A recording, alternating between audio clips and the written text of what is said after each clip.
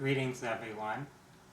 In this video presentation I will be covering the topic of healing our archetypal wounds.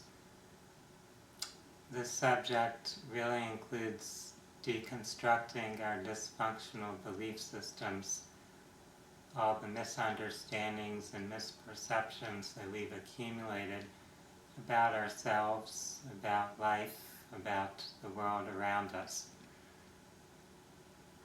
When we are born into this physical vessel, into this human identity, we forget the spiritual truths that underlie our existence. We forget our own infinite, eternal nature. We forget that we are all connected to one another.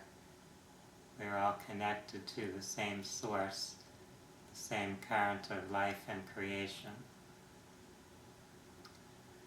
We begin to adapt to the physical and psychological needs and desires that are present in a human being, and we perceive and react to the world around us based on those particular issues.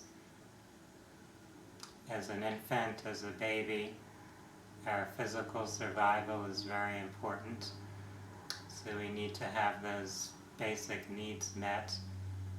We seek instant gratification, not only physically but psychologically. So the baby cries for attention from its caregivers. It seeks sustenance. It needs to have some type of food to be able to grow and thrive. As we begin to get older, we venture out into the world around us more. We interact with other children, with various other caregivers and teachers, and we're gaining more self-confidence. We're developing competence in various skills, so we're trying to see how we can improve our ability to perform schoolwork, to do arts and crafts, to participate in physical exercises and sports, to build friendships and relationships with our peers. And we start to see ourselves as either competent or not competent in these various domains. We may feel that we are being picked on or bullied by others in certain circumstances. We may feel that our parents and or our teachers don't approve of us. They're in some way judging or condemning us as not good enough. In some cases we may feel abandoned, we may feel unloved, we may feel that we're not capable of certain things that are expected of us. We also can experience different losses in our life in which we encounter those feelings of grief which accompany those circumstances. So if you are separated from people who are close to you, whether they're moving away or someone dies, you're going to have that feeling to process. Also, as we're growing up, we may be exposed to different spiritual or religious teachings, and we may take on those belief systems, judging ourselves and others according to particular doctrines or dogmas. And of course, in many societies, material success is something that is perceived as somehow relevant to our self-worth, to seeing ourselves as valuable, as worthy or deserving. And a person who grows up in a situation where they have limited economic resources may feel somehow that they are of less value or less worth than people they see around them who have accumulated various material goods or status symbols.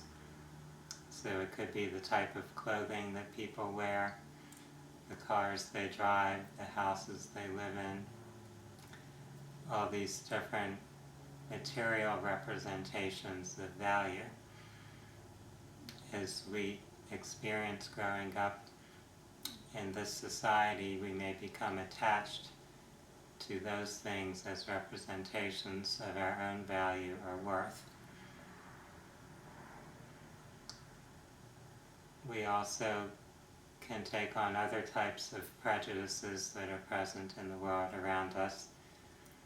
So we may judge people by their gender, by their ethnicity, their social grouping or status.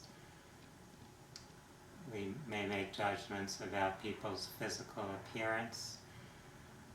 This is something that becomes very common in childhood, where everyone is observing and noticing different physical similarities or differences.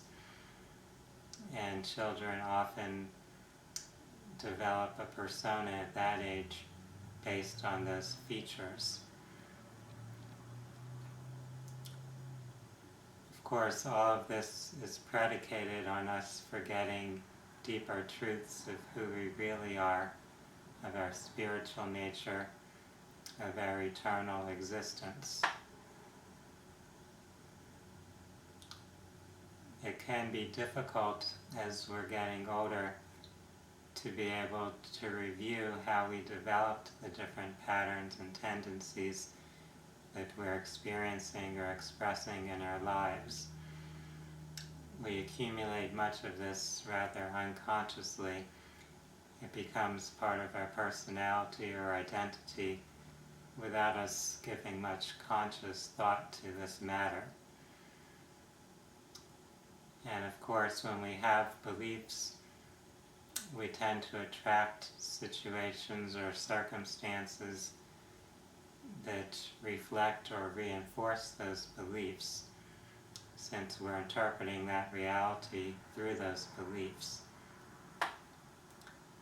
Fortunately, we do have a higher aspect of ourselves which will bring into our experience situations and circumstances that give us an opportunity to evolve, to begin to re-examine the way we look at things in life, the way we feel about ourselves and others. And so we do have many opportunities to shift or transform our worldview, to begin to look at things from a more spiritual perspective or paradigm, rather than from the perspective of the limited human personality that has been built up since the time we were born.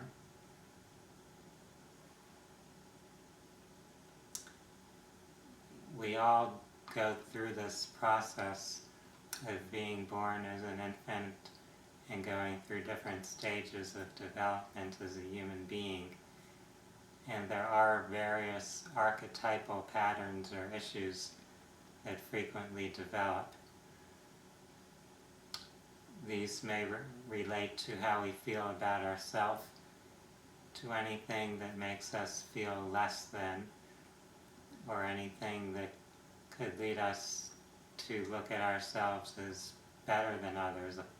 Those are also potential archetypal imbalances that can develop. We may also take on what's called a victim consciousness, where we have unpleasant experiences, where we are some way being abused or victimized, and that becomes part of how we see ourselves and how we respond to the world, how we react to the environment around us. Other archetypal patterns could have to do with feeling betrayed or abandoned. It could have to do with how we assert or suppress our own personal power. In some cases, people feel that they can't exert their own personal power, that they have to please others or cater to other people around them in order to be safe or in order to receive some form of approval. In other cases, people may learn that you can achieve things in life by over-expressing your power, by abusing that power and mistreating others in order to get your way. In that case, the person will tend to suppress their empathy or compassion for others as they seek to apply power in a way that focuses only on their own personal desires or gratification. Other forms of archetypal wounding could have to do with feeling that our immediate caretakers, our mother and father figure, somehow don't love or accept us, that we're not good enough for them, which in a symbolic or archetypal sense can be translated into feeling that we're not good enough for God, for the original spiritual parent that we all come from. In this sense, our biological parents, or in some cases one's adoptive parents, are surrogate God figures, since those are the people that we look up to as a young child, the people that we want to emulate or see as a role model, the people whose approval and love we desire.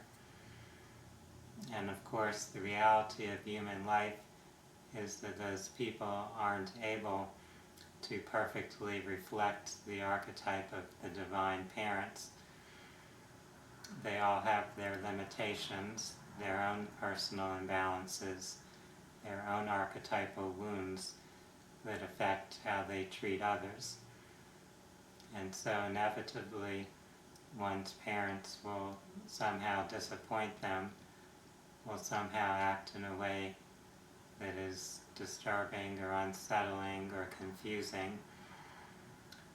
And in order to process that, we have to have a greater level of understanding that, or awareness than we typically would as a child. So as a child, we tend to take on some distorted beliefs, some dysfunctional ideas based upon how our parents and other people close to us are interacting with us. Often it's not until we're an adult and we begin to see how those beliefs and habits that we've developed are no longer healthy or functional for us that we start to look and see that we do have these unhealthy patterns and that we need to work on transforming, on letting go of that old programming, letting go of the imbalanced or dysfunctional ways that we're perceiving ourselves and people around us. In a sense, we all have imbalances in our personalities. We all have ways in which we react or respond to things toward one extreme or another, one polarity or another. And of course, rather than condemning ourselves for this, or feeling guilty or ashamed about it, feeling that we're a bad person due to having those issues, it's important to understand that this is a natural part of our lives, a natural part of our personal growth, our spiritual development. We all start out in this human form very unaware, just trying to cope with surviving, with getting our basic physical and emotional needs met, and we're not able to look at things from a higher spiritual perspective at that time. We tend to fragment ourselves. We forget our essential wholeness. And it's only over time, as we take on this task of personal growth, that we begin to reclaim and reintegrate ourselves. There is no one who goes through life perfectly whole and balanced. We're all dealing with these archetypal issues, with these patterns of fragmentation, of dissociation, of coping with traumas. And hopefully we can have compassion for each other as we go through this process, as we seek to reintegrate ourselves, to reconnect with our essential nature.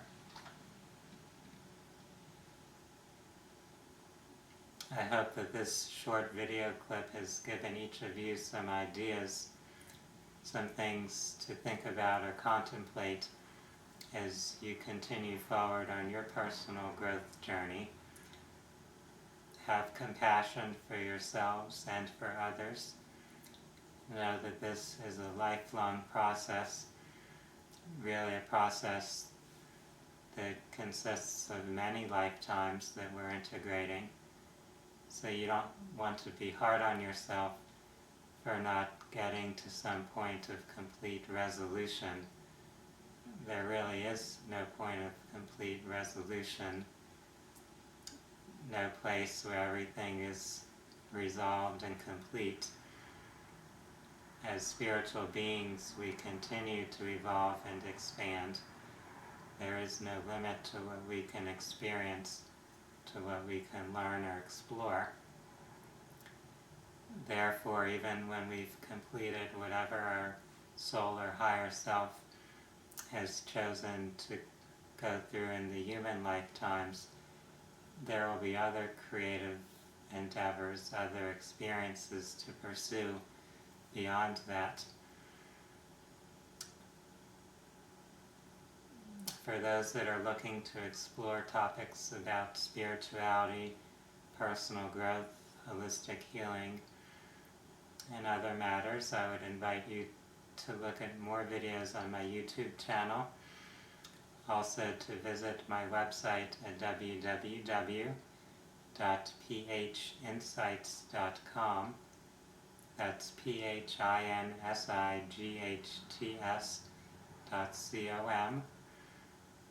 I can also be found on Facebook at facebook.com/Jedi Holistic Healing. I appreciate your time in viewing this video. I'd like to wish everyone a good day. Namaste.